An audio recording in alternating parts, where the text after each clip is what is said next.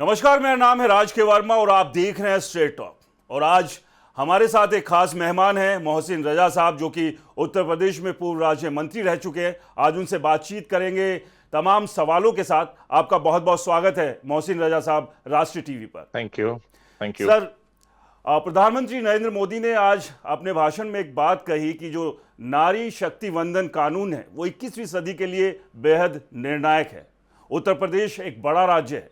उत्तर प्रदेश के लिहाज से इसे किस तरह से देखते हैं आप? देखिए, नारी शक्ति अपने आप में हमारे यहाँ हम सब और खासकर भारतीय जनता पार्टी आदरणीय मोदी जी के नेतृत्व की सरकार ने हमेशा से हम भारतीय जनता पार्टी को बताया कि महिलाओं के सम्मान में खड़ा होना चाहिए। नारी सशक्तिकरण कैसे हो उसको लेकर उन्होंने लगातार 2014 से जब से वो सत्ता में आए और जब से वो प्रधानमंत्री हैं, उन्होंने हर ही वर्ग के लिए कुछ न कुछ अच्छी योजनाएं और अच्छी नीतियां बनाई। उसको लेकर खासकर जो आज आपने जिसका जिक्र आपने किया और जो हम सदन का सत्र चलने वाला है 3 दिन का विशेष सत्र, किस लिए? इनकी शक्ति को बढ़ाने के लिए जी। क्योंकि ये जैसा जैसा वो सशक्त होंगी वैसे वैसे हमारा राष्ट्र और सशक्त होगा। उनकी भागीदारी होगी, अपने क्षेत्र की बातों को रखेंगी आके।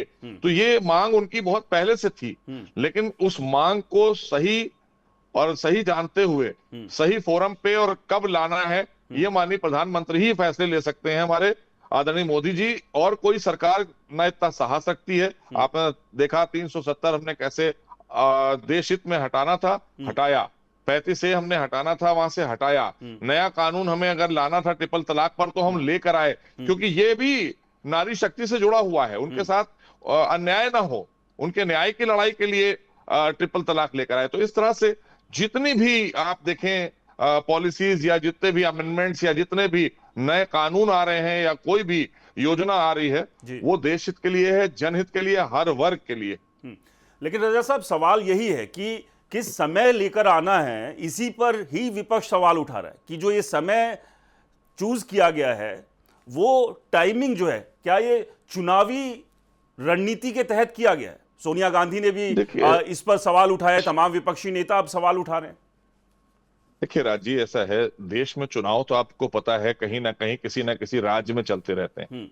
और ये सवाल विपक्ष को उठाना इसलिए है क्योंकि विपक्ष को पता है कि उन्होंने कुछ किया नहीं है देश के लोगों के लिए, ना नारी सम्मान में कुछ किया है, ना आम जनता के लिए कुछ किया है।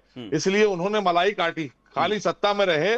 उन्होंने कोई योजना देश हित के लिए, राष्ट्र हित के लिए बनाई नहीं, ना जनता के हितों के लिए कोई योजना बनाई। वो खुद जानते हैं अच्छी तरह से, विपक्ष के जितने भी लोग हैं। तो इसलिए इनको इस समय ये मुद्दे को ऐसे लेना है क्योंकि ये हार देख रहे हैं अपनी सब जगह। और ये देख रहे हैं क्योंकि ये तो नीति पहले से तय है ना। हमारे यहाँ तो मतलब राउंड द क्लॉक बीजेपी काम करती है जनहित के लिए और पॉलिसीज तय करती है। सदन से भागते हैं ये, हमारे नेता सदन में जाकर पॉलिसी बनाते हैं, तो ये उस पॉलिसी का पार्ट है। तो इसलिए इसको इलेक्शन से जोड़कर देखना, ये तो उनकी अपनी कहीं ना कहीं नाकामी है जिसको छुपाने के लिए इस पर पर्दा डाल रहे हैं, ये बात कहकर। लेकिन कहने वाले तो ये भी कहते हैं ना, विकास और नई पॉलिसीज पर काम करने की बजाय चुनाव कैसे जीता जाए, बीजेपी राउंड द क्लॉक उस पर ज्यादा काम करती है। नहीं, बिल्कुल भी क्यों नहीं। हम चुनाव में जाते हैं तो चुनाव में जब हम अच्छी नीति बनाकर लेके जाएंगे, अच्छी नीयत के साथ जाएंगे तो चुनाव हम जीतेंगे। और कौन है ऐसी पार्टी जो चुनाव हारने के लिए मैदान में जाती है? आप पैसा भी खर्चा करते हैं, जनता का समय भी बर्बाद करते हैं, तो इसका मतलब है ये प्रवृत्ति जो है ये विपक्ष की है। हम तो जीतने के लिए जाते हैं, इसलिए कि हम लोगों का दिल जीतते हैं अपने कार्यों से। आदरणीय मोदी जी ने जो कार्य किए हैं, आप देखिए 2014 से लेकर और आज की स्थिति, लगातार तीसरी बार प्रधानमंत्री हैं। उन्होंने एक कहना चाहिए कीर्तिमान पे कीर्तिमान जनता की मोहब्बत में ही तो बन रहे हैं ना, जनता के आशीर्वाद से ही तो बन रहे हैं। क्योंकि जनता ये मान रही है कि जिसको हमने बिठाया है अपना प्रधान सेवक बनाकर, वो बिल्कुल सही दिशा में और सही काम कर रहा है, इसलिए हम चुनाव जीत रहे हैं। नहीं, लेकिन विपक्ष तो ये कह रहा है ना कि जनता का दिल नहीं जीत रही है बीजेपी। कभी वोट चोरी का आरोप लगा रहे हैं, कभी जो एसआईआर वाला मुद्दा भी जो चल रहा है कि चुनाव आयोग के साथ जो है प्यार मोहब्बत वाली सेटिंग करके तब चुनाव जीतती है बीजेपी। असल में ये जो लोग करते रहते हैं ना राज जी, इन्होंने सब ऐसा किया है पूर्व में जी, और ये जानते हैं, तो इनके मुख से वो बातें निकल कर आ रही हैं जो जनता को पता भी होना चाहिए। क्योंकि इन्होंने 60 वर्षों तक जो सरकारें चलाई, जोड़ तोड़ की राजनीति करते थे, ये इस ऐसे ही चलाई थी। आज टेक्नोलॉजी का जमाना है, कोई चीज छुप सकती है। हम यहाँ अपने कमरे में बैठकर अपने ऑफिस के, और आप वहां स्टूडियो में बैठकर हम बात कर रहे हैं। अभी 5 मिनट पहले हम अपनी कोई मीटिंग में थे पार्टी कार्यालय पे, आप कहीं और रहे होंगे। तो इस दौर में कोई चीज छुप नहीं सकती है। ये अनर्गल बातें करना, अपनी खींच मिटाना और अपनी हार का ठीकरा दूसरे के सर पे डालना, कोई इनके पास नीति नहीं है, कोई इनके पास योजना नहीं है। अगर होती तो ये सत्ता से बाहर घूम, तो सड़कों पे इनको जनता ने डाला है। पहले तो जनता ने इनको सदन में रखा हुआ था, और सदन में जब आता है तो ये भाग जाते हैं सदन से निकल के। सदन जनता के हितों के, उनके मुद्दों पर चर्चा करने के लिए होता है, नई नीति बनाने के लिए होता है। जिस तरह की नीतियां भारतीय जनता पार्टी आदरणीय मोदी जी के नेतृत्व में लेकर लगातार जनहित की नीतियां बनाकर लेकर आ रही है, जिस पर आपने अभी चर्चा शुरू की। तो ये आज महिलाओं को सशक्त करने के लिए अगर कोई कानून लाया जा रहा है, कोई बिल पास कराया जा रहा है, तो वो किसके लिए है? हमारी देश की आधी आबादी के लिए है ना। क्या उनका योगदान नहीं होना चाहिए? बिल्कुल होना चाहिए। आज तो हमारी नारी शक्ति जो है, वो आपने देखा नहीं, अभी जब हमने पाकिस्तान से हमारी वॉर हो रही थी, उसमें हमारी दो महिलाएं किस तरह से आगे आकर फ्रंट पर आप लोगों से बात कर रही थी। कोई सर्जिकल स्ट्राइक हो, कोई एयर स्ट्राइक हो, ऑपरेशन सिंदूर में आपने देखा नहीं। तो आज महिला सशक्त हो रही है, आपसे बात कर रही है, आ रही है सामने कि ये हम भी इस देश के नागरिक हैं और हम भी यहाँ भागीदार हैं बराबर के। तो इसलिए ये उनको सशक्त करने का जो काम आदरणीय मोदी जी के द्वारा किया जा रहा है, ये अपने आप में ऐतिहासिक निर्णय होगा जिस दिन ये बिल पास होगा। मुस्लिम महिलाओं के लिहाज से इस बिल को आप कैसे देखते हैं? क्या उनमें उत्साह है इसको लेकर, और उनकी भागीदारी भी जो है वो राजनीतिक तौर पर और ज्यादा बढ़ेगी?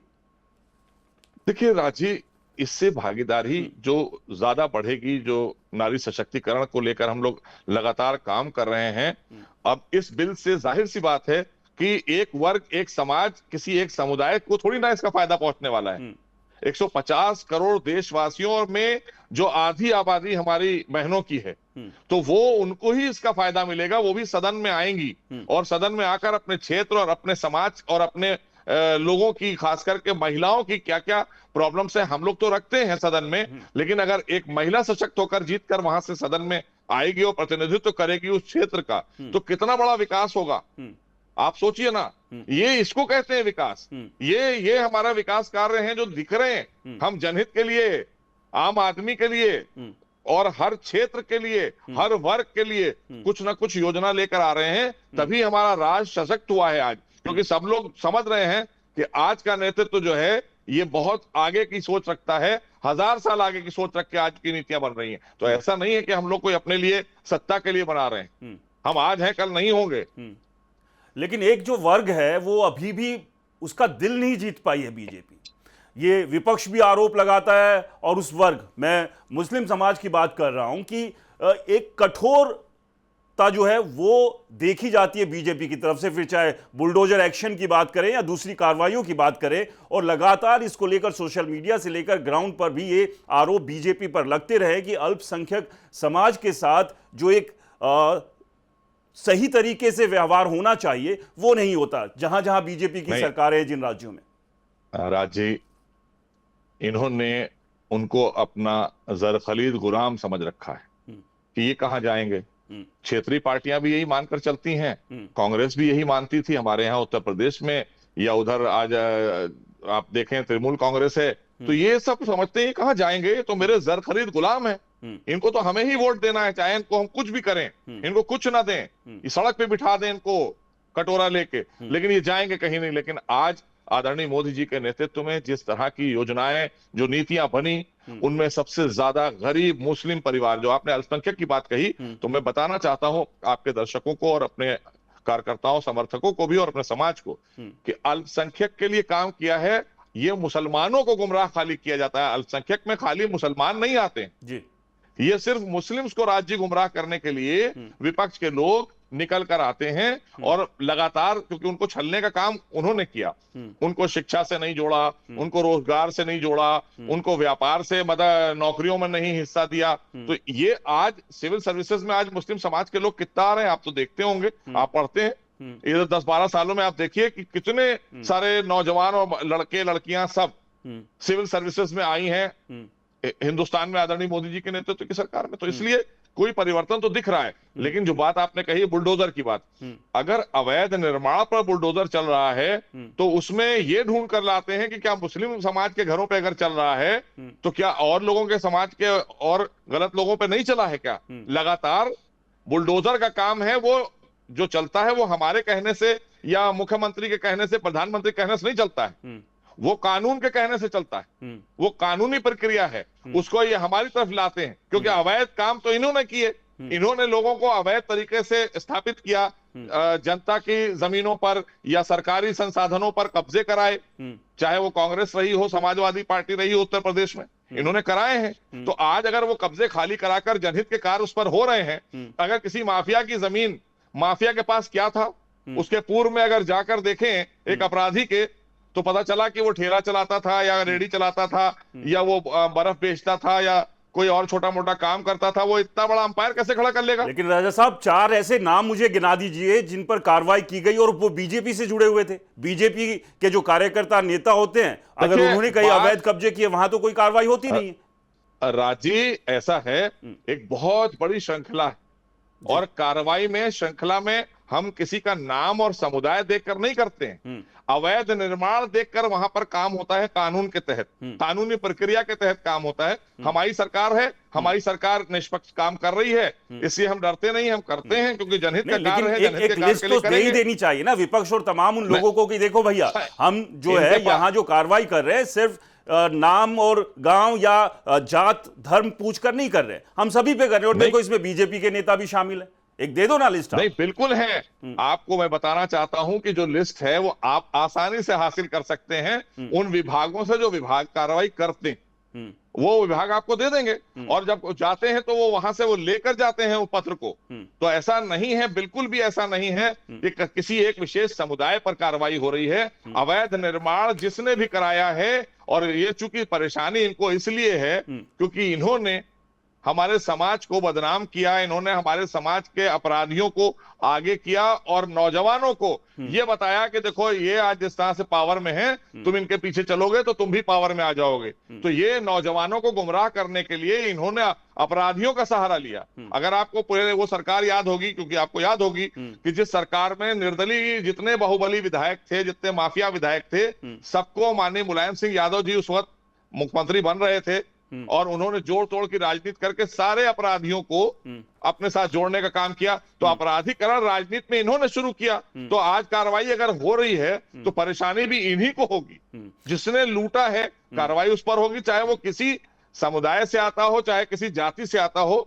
हमारे यहाँ ये नहीं है कि कोई विशेष समुदाय, किसी विशेष जाति, ऐसा कुछ नहीं है। जिन्होंने जनता के हितों का कहीं ना कहीं लूट करी है, सरकारी संपत्ति को लूटा है, उनको खाली करना होगी और वो संपत्ति पर योजनाएं बनाकर जनता को समर्पित कर रही है हमारी सरकार, अपने लिए नहीं खाली करा रही है। ये तो अपने लिए खाली करा लेते थे सरकारी जमीनें।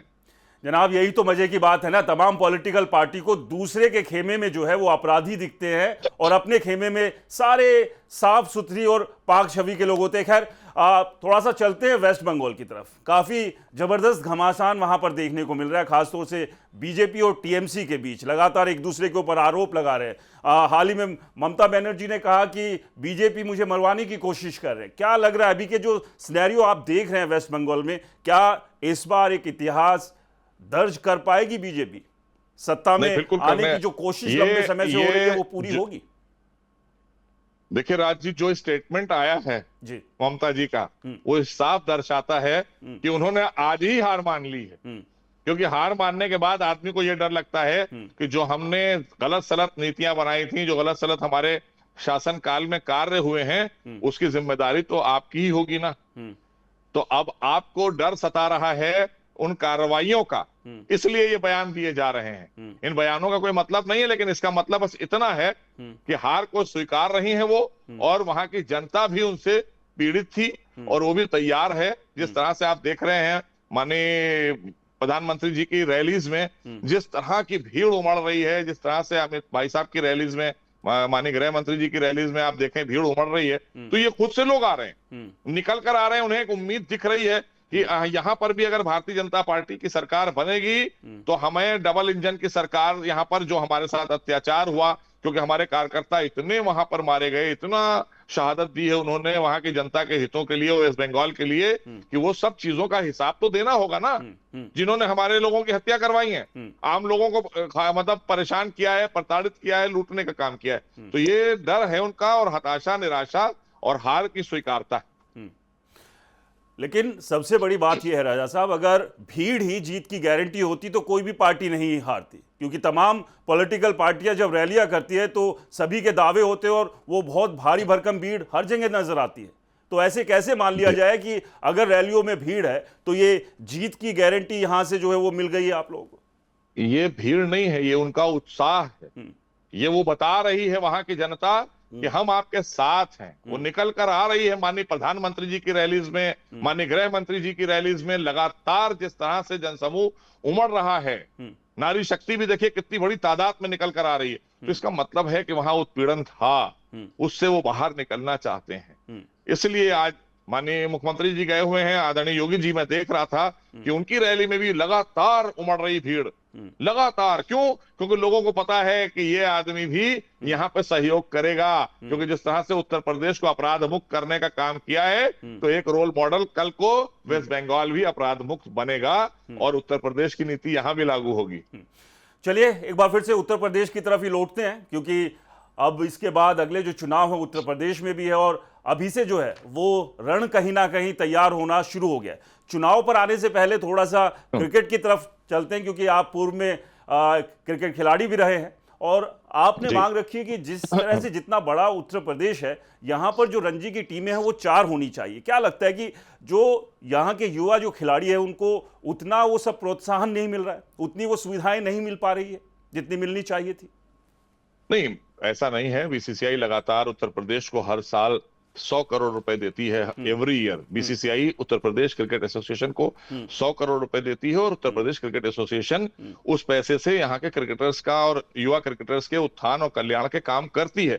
लेकिन चूंकि आबादी की तुलना में 25 करोड़ की आबादी का हमारा राज्य है और 75 जनपद हैं हमारे पास में, और खिलाड़ी हमारे पास में अनुभवी और खास करके प्रतिभावान, टैलेंटेड बहुत खिलाड़ी हैं, लेकिन मंच उनके लिए नहीं है। एक टीम है, आप खुद सोचिए कि इतने बड़े प्रदेश में जहां लाखों खिलाड़ी पसीना बहा रहा है और वो सोचता है कल हम भी आईपीएल में खेलेंगे, हम भी रणजी ट्रॉफी में खेलेंगे, हम भी भारत के लिए क्रिकेट खेलेंगे, क्योंकि भारत आजकल उसका एक जुनून है भारत में क्रिकेट का। आप देख रहे हैं आईपीएल भी चल रहा है, तो अब भविष्य है उसमें बच्चों का, तो वो अपने भविष्य की तैयारी कर रहे हैं। तो भविष्य की तैयारी में तो हमें 4 टीमें मिलना चाहिए। इस मांग को हम लगातार उठा रहे हैं कि उत्तर प्रदेश को रणजी ट्रॉफी में 4 टीमें बीसीसीआई दे।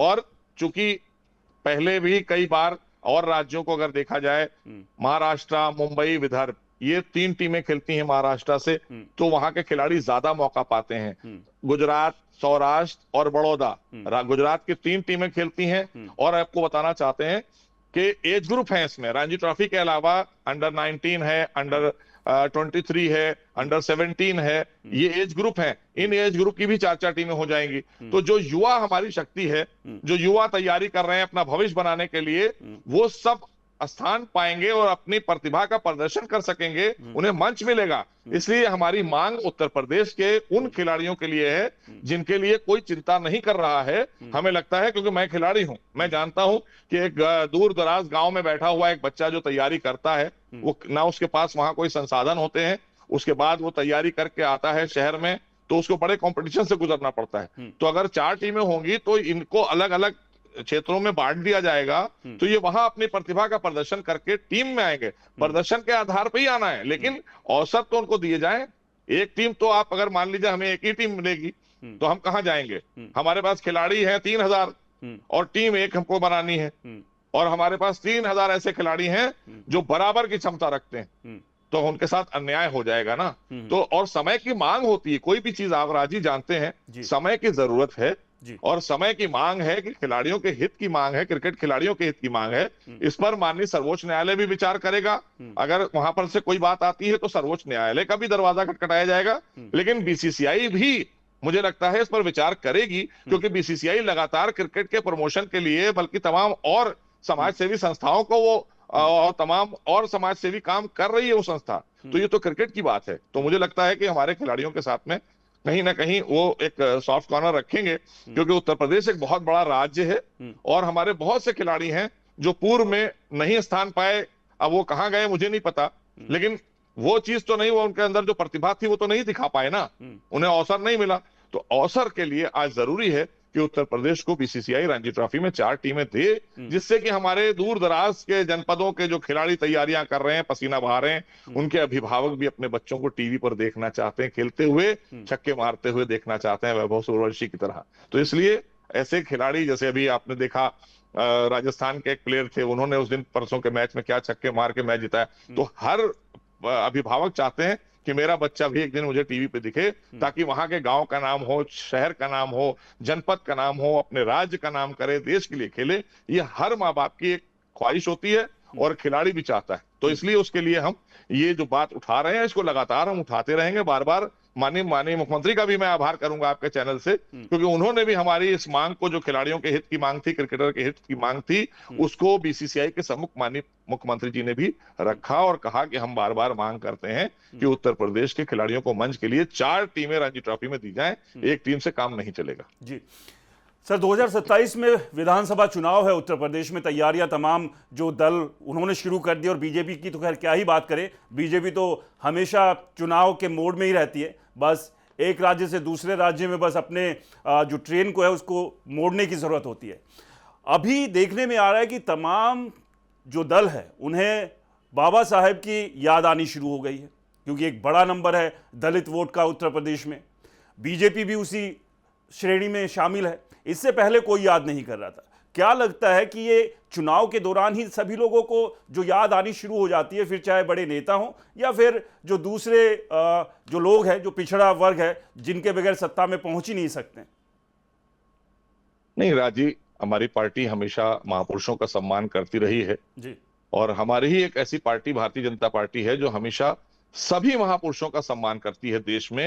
ये तो कोई कह ही नहीं सकता कि हम किसी विशेष जाति या किसी विशेष समुदाय या किसी विशेष उससे लेकर चलते हैं। नहीं, हमारे लिए वो हर महापुरुष जिनका सम्मान हमें करना चाहिए, हम करते हैं और बढ़ चढ़ कर करते हैं। और बाबा साहब की तो बात ही क्या, बाबा साहब को तो पूरा देश जानता है और हर बार कोई भी बात होती है तो बाबा साहब का जिक्र आता है, चाहे सदन चल रहा हो, चाहे अगर संविधान की बात आती है तो बाबा साहब का जिक्र आता है। तो बाबा साहब ने महान कार्य किए हैं, तो इसलिए बाबा साहब को क्यों नहीं याद करेंगे। आज अगर वो किसी का पेटेंट बन जाए, कोई, मैंने कहा कि ये तय कर ले कि साहब वो मेरे ही हैं, तो ऐसा थोड़ी ना है। वो महापुरुष है, भारत के महापुरुष हैं, वो महापुरुषों में उनकी गिनती होती है। तो भारतीय जनता पार्टी सब महापुरुषों का सम्मान करती है, उसमें बाबा साहब का भी। हम लगातार कभी भी कोई जयंती या कोई पुण्यतिथि पर, ऐसा हो ही नहीं सकता, तमाम योजनाएं चला रही भारतीय जनता पार्टी उनके नाम से। बीएसपी को किस तरह से देखते हैं बीजेपी के लिहाज से 2027 के विधानसभा चुनाव में? क्योंकि जो पार्टी कुछ समय पहले तक एकदम से सन्नाटे में थी, अब एक्टिव मोड में आ गई है। मायावती ने ऐलान किया है कि 100 से ज़्यादा रैलियां वो करेंगे, बाबा साहेब के जन्मदिन से ये शुरू होगा और एक लंबा जो है रैलियों का दौर चलने वाला है। तो दलित वोटर्स को एकजुट करने की कोशिश जो है मायावती फिर से कर रही है। इसी कड़ी में समाजवादी पार्टी भी जुटी हुई है और भी दूसरे दल हैं। देखिए, ठीक है, वो अपनी पार्टी की नेता हैं, उन्हें करना भी चाहिए और उनको उस समाज ने आज शिखर पर पहुंचाने का काम किया है और हम भी उनका एहतराम करते हैं, इज्जत करते हैं, क्योंकि वो हमारे सूबे की 3 बार मुख्यमंत्री भी रही हैं जी। लेकिन अगर आपके साथ में जनता ने इतना बड़ा मैंडेट आपको देकर खड़ा किया तो आपको जनता को छोड़ना नहीं चाहिए। अब चूंकि चुनाव आए हैं तब आपको याद आई है जनता की, तो जनता भी जानती है कि लगातार कौन हमारे साथ खड़ा है। लगातार हमारे साथ भारतीय जनता पार्टी खड़ी है, आदरणीय मोदी जी खड़े हैं और भारतीय जनता पार्टी का एक एक कार्यकर्ता उनके साथ खड़ा है और गांव-गांव में जाकर हम योजनाओं का लाभ उनको पहुंचाने का काम करते हैं। हम भेदभाव नहीं करते हैं। हमारे यहाँ कोई भी योजनाएं, माननीय प्रधानमंत्री योजना जो होती है, माननीय मुख्यमंत्री की जो योजना होती है जन कल्याणी, उसमें हम लोग किसी का नाम और जाति देखकर नहीं देते। जो पिछड़ रहा होता है उसको, उसका पात्र जो बनता है, उस पात्रता के आधार पर उसको सीधा लाभ पहुंचाया जाता है। तो सबसे ज्यादा हमने उनको सुरक्षा भी प्रदान की है और हमने उनको योजनाओं में जोड़ने का काम किया है और आगे भी जो हमारी नीति है वो ऐसे ही पिछड़े दबे लोगों को आगे लाने की है। और उसको लेकर भारतीय जनता पार्टी लगातार आदरणीय मोदी जी के नेतृत्व में लगातार काम कर रही है, इससे कहीं किसी से छुपा नहीं है। अब जो लोग ये कार्ड खेल रहे हैं, कोई पीडीए खेल रहा है तो कोई दलित खेल रहा है, तो ये सब लोगों ने इस्तेमाल करने का काम किया है। हमारे लिए वो हमारे देशवासी हैं, और अगर वो पिछड़ रहे हैं तो हाथ पकड़ के हमें उनके साथ चलना होगा, उन्हें आगे लाना होगा। इस नीति पर हम काम करते हैं। एसआईआर को लेकर उत्तर प्रदेश में भी सवाल उठने शुरू हो गए। करीब 1.25 करोड़ के आसपास वोट काटे गए हैं और करीब 90 लाख के आसपास नए जोड़े गए हैं, अगर मैं गलत नहीं हूं तो इस आंकड़े को लेकर। और विपक्ष ये सवाल लगातार उठा रहे। वेस्ट बंगाल में भी ये सवाल उठा और दूसरे राज्यों में भी ये सवाल उठा। ममता बनर्जी तो सुप्रीम कोर्ट तक पहुंच गई थी कि बीजेपी उन वोटों को काट देती है जो कि विपक्षी दलों के हैं और नए वोट जोड़ देती है जिनसे उसे फायदा मिलना है। और उत्तर प्रदेश में भी अब यही खेल शुरू हो गया है। असल में अभी तक ईवीएम पर ये लोग सवाल उठाते थे, अब ईवीएम पर नहीं बोल रहे हैं। आपने देखा होगा काफी समय से, जब से एसआईआर हो रही है तब से ईवीएम पर बोलना बंद कर दिया है, क्योंकि इन्होंने मान लिया है कि ईवीएम में कोई भी किसी तरह की गड़बड़ी नहीं होती है। और ये बात सब जानते हैं। ये पहले जब हारते थे तो और जीत गए तो कोई बात नहीं करते थे ईवीएम की। जीते भी चुनाव हैं। आप अगर उत्तर प्रदेश की बात करें तो यहाँ पूरी पूरी बहुमत से सरकारें सपा बसपा ने बनाई हैं। तो आज अगर लगातार भारतीय जनता पार्टी के साथ में जनता उत्तर प्रदेश की है, तो आपने उनके साथ में जो किया था उसको पसंद नहीं किया जनता ने। वो अपराधीकरण से मुक्त करना चाहती थी, अपराधीकरण से मुक्त किया भारतीय जनता पार्टी ने। आपने अपराधियों के हवाले कर दिया था उत्तर प्रदेश को। तो इस सब चीजों से भ्रष्टाचारियों के हवाले कर दिया था, लूट छिनैती ये सब चीजें होती थी। आज कम से कम अमनो अमान है उत्तर प्रदेश में, आज विकास है, आज उद्योगपति आ रहे हैं, उद्यमी आ रहे हैं। यही वो उत्तर प्रदेश है जो 17 से पहले की स्थिति ये थी कि यहाँ पर अगर इन्वेस्टर समिट होती थी तो उसमें 25-30 हजार करोड़ के इन्वेस्टमेंट आते थे। और आज ग्लोबल इन्वेस्टर समिट के बाद 30-40 लाख करोड़ के इन्वेस्टमेंट धरातल पर उतर चुके हैं। तो ये आज कितना बड़ा परिवर्तन है। 2 कंपनी होती थी नोएडा में मोबाइल की, आज 123 कंपनियां हैं मोबाइल की जो नोएडा में काम कर रही हैं मैन्युफैक्चरिंग का। तो इसलिए ये अपने आप में दर्शाता है कि जब अच्छा शासक होता है, न्यायपूर्ण शासक होता है, जब भयमुक्त समाज होता है तो सब कुछ अच्छा होता है, विकास भी अच्छा होता है और लोगों में एक अच्छा वातावरण बनता है। आज हमारी बहनें भी अपनों को सुरक्षित महसूस करती हैं, व्यापारी भी अपने को सुरक्षित महसूस कर रहा है, व्यापार लगा रहा है, आम जन अपने को सुरक्षित महसूस कर रहा है। गांव गांव में आज आप चले जाइए, आज बिजली की स्थिति यह है गांव गांव में कि हम पहले जब इंटर होते थे हवाई जहाज से यूपी की सरहद में तो अंधेरा दिखने लगता था। अब आज उत्तर प्रदेश पहचान बन गया है उजाले की, कि ये आदरणीय मोदी जी और आदरणीय योगी जी के नेतृत्व में जिस तरह का आमूलचूल परिवर्तन हुआ है उत्तर प्रदेश में, उससे ही सब परेशान है। इनको एसआईआर से प्रॉब्लम नहीं है, ये सब एफआईआर से डर रहे हैं, क्योंकि इन्हें पता है कि जैसे जैसे इन्होंने भ्रष्टाचार के कार्य किए हैं और जांचें आगे बढ़ रही हैं, तो बहुत से लोगों को ये डर सताता है। जैसे बहन जी को वहां सता रहा है, ममता जी को वहां सता रहा है कि भाई हमने जो गलत काम हमारी सरकारों के दौरान हुए हैं तो जवाब तो मुखिया को ही देना होता है। चलिए सर, समय का बहुत अभाव है। आपने तमाम सवालों के जवाब दिए, उसके लिए बहुत बहुत शुक्रिया। तो ये थे हमारे साथ आज स्ट्रेट टॉक में उत्तर प्रदेश के पूर्व राज्य मंत्री मोहसिन रजा साहब। फिलहाल के लिए इतना ही, मुझे दीजिए इजाजत। नमस्कार।